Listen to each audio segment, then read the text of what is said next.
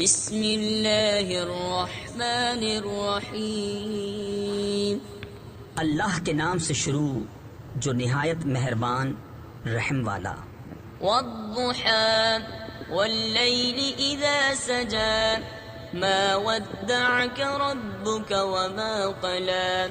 چاشت کی قسم اور رات کی جب پردہ ڈالے کہ تمہیں تمہارے رب نے نہ چھوڑا اور نہ مکرو جانا۔ تفسیر خزائن العرفان میں ہے، اتفاق سے جب چند روز وحی نہ آئی تو کفار نے تان کرتے ہوئے کہا محمد مصطفیٰ صلی اللہ تعالی علیہ وسلم کو ان کے رب نے چھوڑ دیا اور مکرو جانا۔ اس پر سورہ والضحیٰ نازل ہوئی۔ وَلَلْآخِرَةُ خَيْرٌ لَكَ مِنَ الْأُولَى۔ اور بے شک پچھلی تمہارے لیے پہلی سے بہتر ہے۔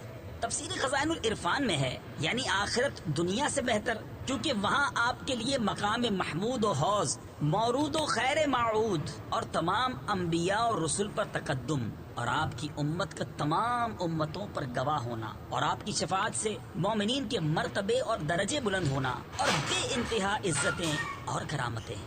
وَلَسَوْفَ يُعْطِيكَ رَبُّكَ فَتَرْضَىٰ۔ أَلَمْ يَجِدْكَ يَتِيمًا فَآوَىٰ وَوَجَدَكَ ضَالًّا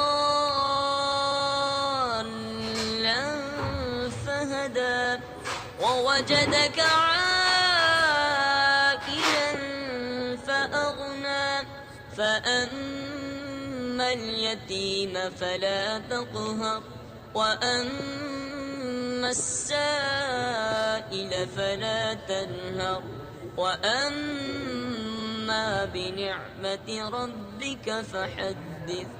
اور بے شک قریب ہے کہ تمہارا رب تمہیں اتنا دے گا کہ تم راضی ہو جاؤ گے۔ کیا اس نے تمہیں یتیم نہ پایا پھر جگہ دی، اور تمہیں اپنی محبت میں خود رفتہ پایا تو اپنی طرف راہ دی، اور تمہیں حاجت مند پایا پھر غنی کر دیا۔ تو یتیم پر دباؤ نہ ڈالو اور منگتا کو نہ جھڑکو، اور اپنے رب کی نعمت کا خوب چرچا کرو۔